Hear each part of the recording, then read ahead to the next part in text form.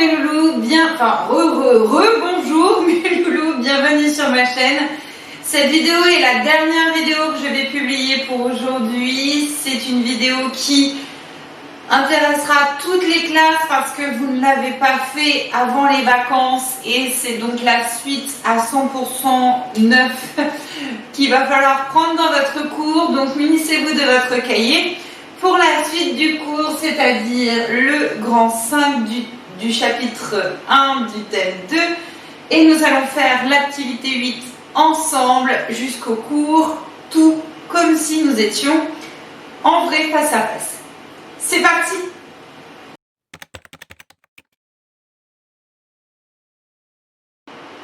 Je vais reprendre cette séance comme je l'aurais fait d'habitude en vrai avec l'ensemble de nos phénotypes, de tous nos individus, de tous nos suspects, sachant qu'on peut réduire la liste des suspects à en fait Marion qui aurait tué notre victime.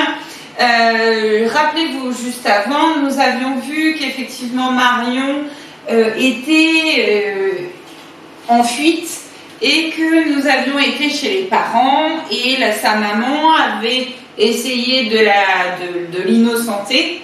Mais malheureusement, nous avons compris que Marion était du groupe sanguin O parce qu'effectivement, il y avait un allèle O qui avait été transmis par la maman et un allèle O qui avait été transmis de par son papa. Et c'est pour ça que Marion était du groupe sanguin O et que personne dans sa famille ne l'était parce que finalement, l'allèle O était récessif et n'était pas visible chez les autres individus de la famille. Alors continuons cette enquête avec le grand 5, la transmission de l'information génétique chez un individu, et voir comment cette information génétique va se transmettre de génération en génération. Alors là, vous avez vu qu'on a commencé à aborder certaines notions de transmission, sur le fait que je venais de dire que c'était transmis de la maman, transmis du papa. On va aller plus loin dans cette activité. Alors, doucement, pas à pas, c'est parti.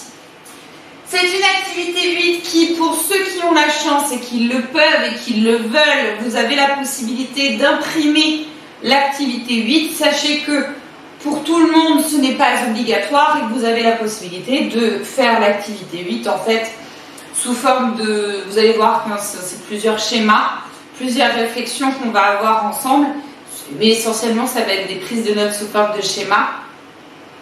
Et donc vous n'êtes pas obligé d'imprimer le support, l'activité que j'aurai distribuée en temps normal. D'accord? Pardon.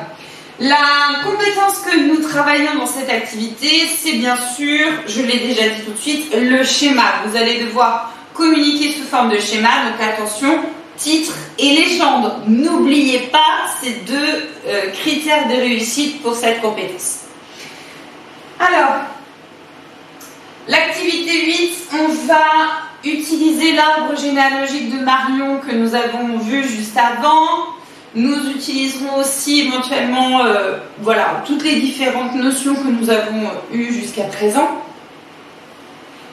Nous allons représenter la paire de chromosomes 9, celle qui porte le gène groupe sanguin qui détermine le groupe sanguin de nos individus. On va le symboliser en rouge et nous allons symboliser également en bleu, la paire de chromosomes 23 qui détermine, je rappelle, le sexe des individus. D'accord? Il faudra préciser, mais soit vous faites des couleurs parce que vous avez la possibilité, et ou vous pouvez de toute façon préciser numéro 9, numéro 23, ça ne fait pas de mal. Bien. Alors c'est parti. D'abord, nous allons représenter des cellules, j'ai envie de dire classiques, des cellules de peau, de cheveux, de n'importe lesquelles. Des cellules du papa de Marion et de la maman de Marion. Alors, bon, d'ores et déjà, on peut dire que le papa de Marion, parce que c'est un homme, a la paire de chromosomes 23, XY. Un homme. Bon. Que du coup, on sait également qu'il est du groupe sanguin B et on avait vu dans l'activité précédente qu'il était BO. Donc là, j'ai représenté la paire de chromosomes, je le rappelle, 9 en rouge et la paire de chromosomes 23 en bleu. Petite parenthèse, souvenez-vous dans les caryotypes, nous avions pu remarquer que le chromosome Y était souvent plus petit. Du coup, on le symbolise également plus petit. Bon là, je l'ai fait à l'extrême, mais vous pouvez, voilà, il faut qu'il soit plus petit que le X. Ensuite, nous avons pour la maman XX et maman a un caryotype avec la paire de chromosomes 9, un O pour les allèles du gène groupe sanguin.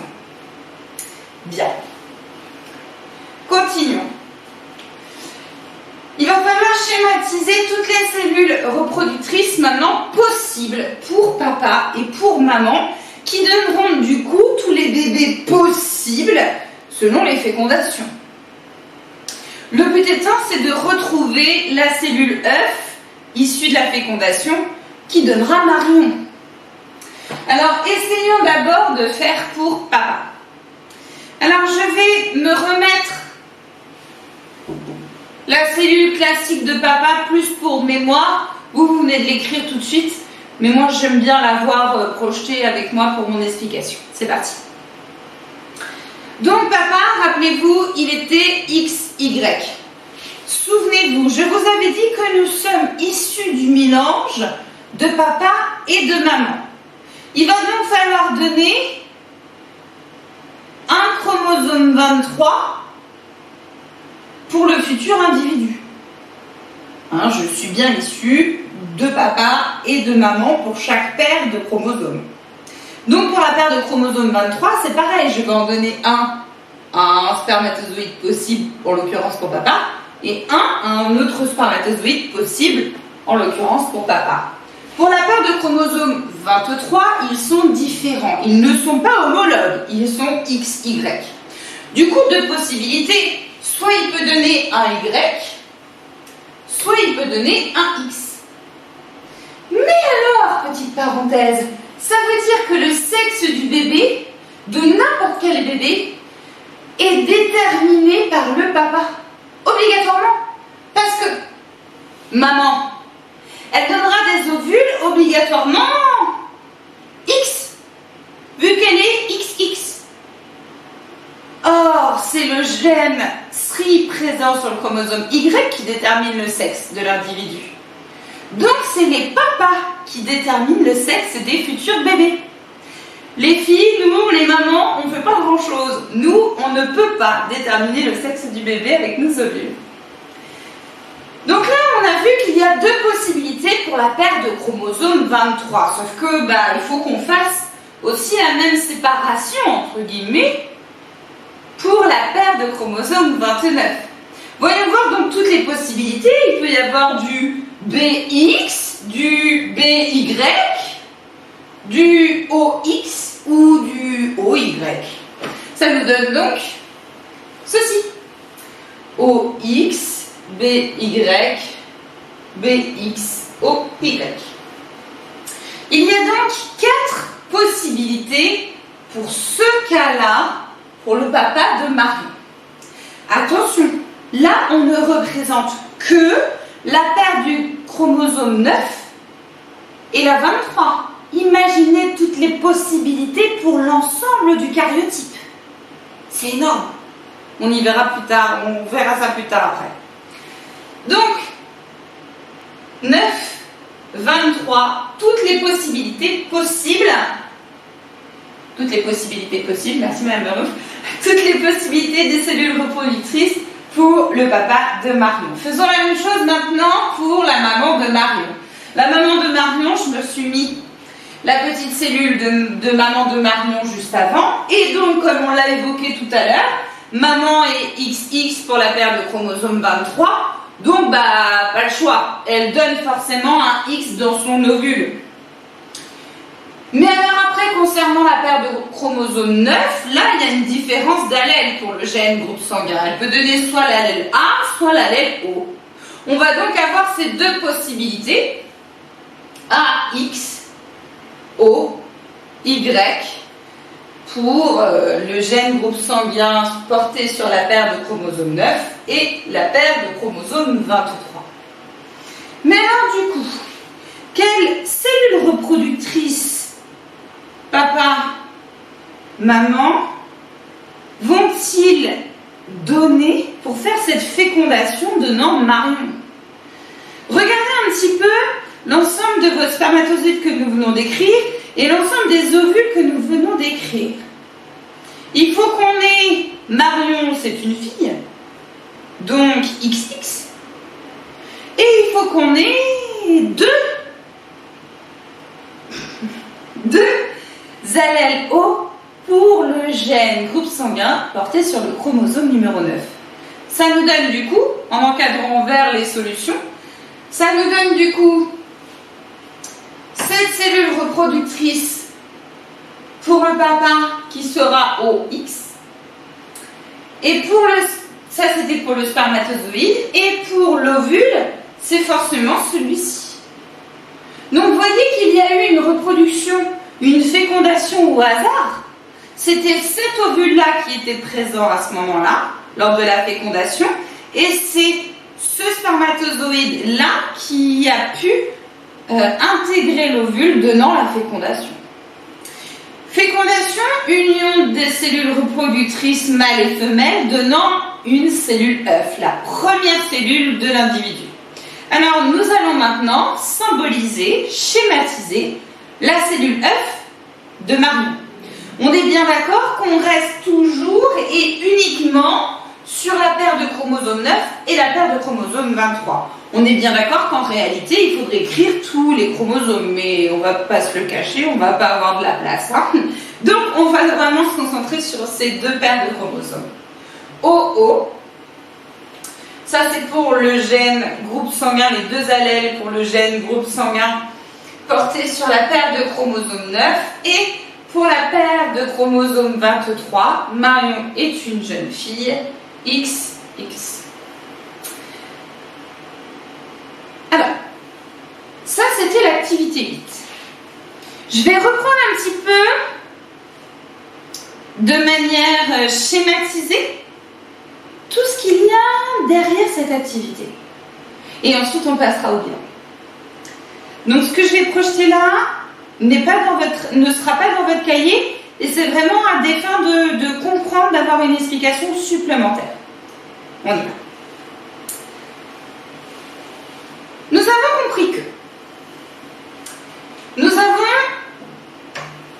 un garçon, une fille, qui, au moment de la puberté, vont pouvoir avoir une maturité sexuelle avec les appareils reproducteurs matures pouvant donner des cellules reproductrices. Spermatozoïdes, c'est dommage, on ne les voit pas, j'ai une petite image normalement de spermatozoïdes, vous les imaginez pour moi, et en l'occurrence, ovules. Souvenez-vous, l'ovule c'est une très grosse cellule alors que le spermatozoïde c'est une petite cellule avec un flagelle qui permet justement de se mouvoir et de nager jusqu'à l'ovule. Alors que l'ovule lui est immobile. Il va y avoir donc la fécondation donnant la cellule œuf, donnant du coup un individu unique. Mais alors du coup, sur le nombre de chromosomes de cellules classiques, revenons sur le nombre de chromosomes. Nous savons que nous en avons 23 paires, que ce soit pour le garçon, que ce soit pour la fille, avec la 23e paire pour le garçon qui sera XY et XX ici. Mais, du coup, pour les cellules reproductrices, ça donne quoi? Il y a combien de chromosomes? 23 aussi. Mais,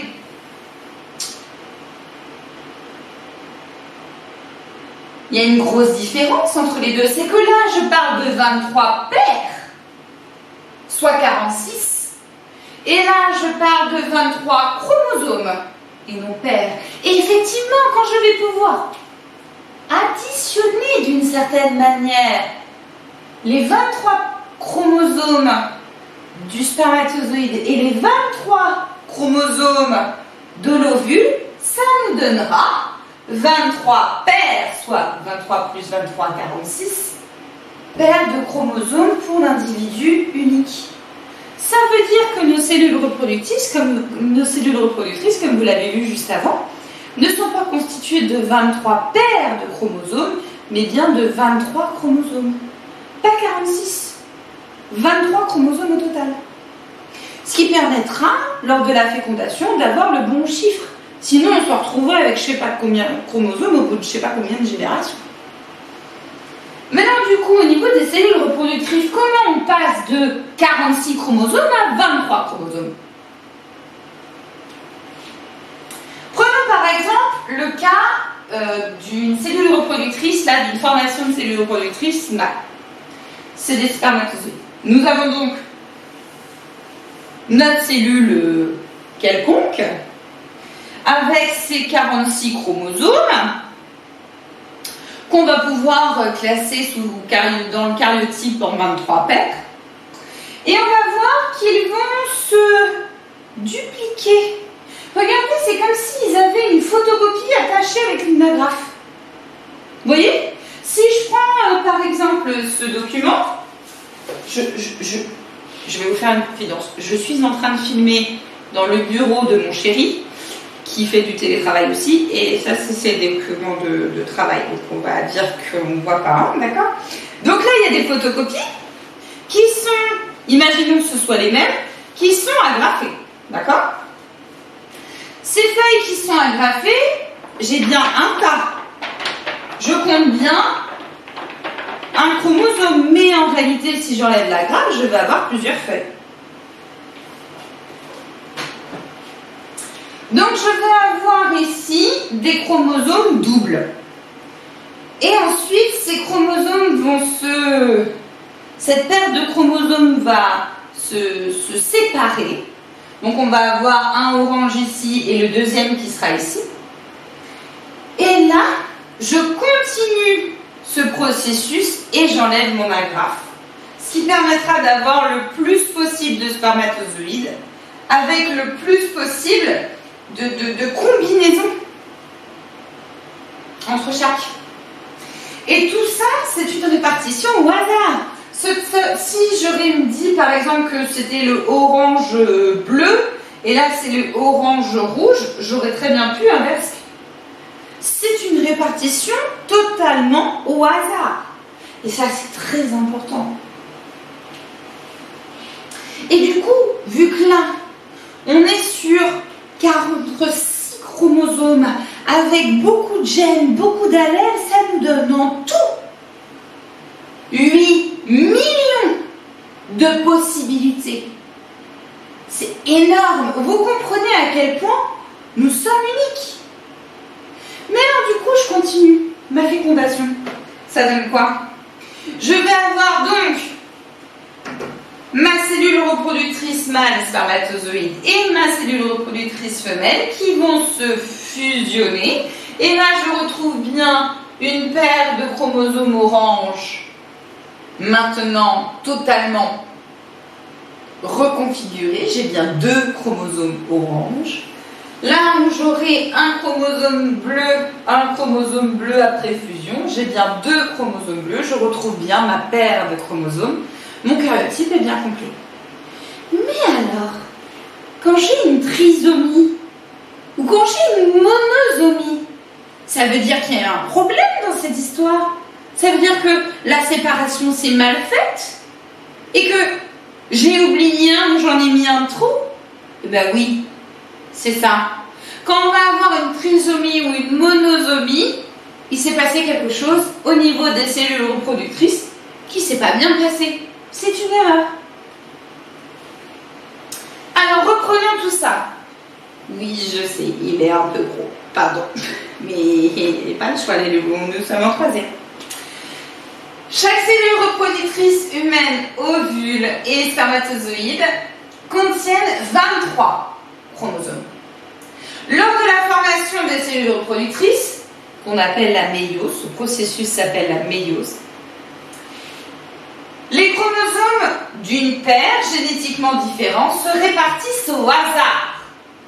Les cellules reproductrices produites par un individu sont donc génétiquement différentes et ne portent pas la même combinaison d'allèles. La fécondation, en associant chaque paire de chromosomes, un chromosome du papa, un chromosome de la maman, répartit du coup le nombre de chromosomes de l'espèce, soit 46 chromosomes d'espèce humaine. Alors, oui, je sais, nous sommes en télétravail et c'est pas quelque chose de simple, ce que je viens d'évoquer. Donc n'hésitez pas à reprendre la vidéo doucement, étape par étape, à me poser des questions et je vous invite à faire le devoir maison facultatif 3. Sachez que ce devoir maison facultatif 3, j'avais déjà prévu, avant qu'on parle de télétravail, de vous le proposer. Parce que plusieurs d'entre vous m'ont évoqué la possibilité d'avoir un 3e devoir de maison, de peur que le contrôle sur la génétique soit un peu difficile. Pour rattraper un petit peu ça. D'accord ?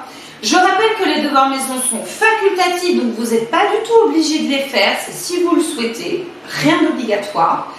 Et c'est en note bonus, donc vous n'avez aucune crainte pour votre moyenne. Si vous vous plantez, c'est pas grave. Si vous réussissez, par contre, ça vous fait augmenter la moyenne. Attention, si vous me rendez le devoir maison pour le premier trimestre, il faut absolument que ce soit pour mardi de la semaine prochaine. Si vous me le rendez après ce délai, il sera compté pour le 2e trimestre. D'accord ? Donc, vous allez voir que le devoir maison numéro 3 reprend en fait ce qu'on vient de voir ici, ce que je viens de filmer. Donc, n'hésitez pas à utiliser la vidéo étape par étape pour vous aider à faire ce devoir maison. Il est disponible sur le Padlet, évidemment. Il est disponible en format traitement de texte si vous souhaitez l'écrire dessus, dessiner dessus. Je ne vous cache pas que c'est des schémas, donc peut-être si vous avez la possibilité de le faire dans le cahier, imprimer ou voilà, prendre en photo ou je ne sais pas, comme si vous avez la possibilité d'imprimer le sujet, faites-le directement sur le sujet et envoyez-moi une photo. Si vous n'avez pas la possibilité d'imprimer, pas de panique, vous écrivez DM numéro 3, votre nom, prénom et vous faites sur une feuille classique et vous me la prenez en photo. Ça marchera aussi bien, vous n'avez pas besoin du sujet, on est bien d'accord que je sais ce que c'est moi qui l'ai fait. Alors concrètement, pour mardi prochain, et ça pour toutes les classes, il faut que vous repreniez du coup le cours que je viens de faire, donc le grand 5, l'activité que je viens de traiter avec vous, faire les différents schémas, recopier tout ça sur votre cahier avec le bilan, et puis pour ceux qui le veulent, le devoir maison facultatif en bonus. Je vous souhaite une très bonne semaine. Je vous dis à mardi prochain pour une prochaine vidéo ou peut-être à vendredi prochain selon le sondage pour le devoir commun. N'hésitez pas à aller voter jusqu'à vendredi midi. J'arrête les votes et je vois et en fonction je referai une vidéo ou pas pour vous aider pour la révision du devoir commun. Prenez soin de vous d'ici là et à très bientôt.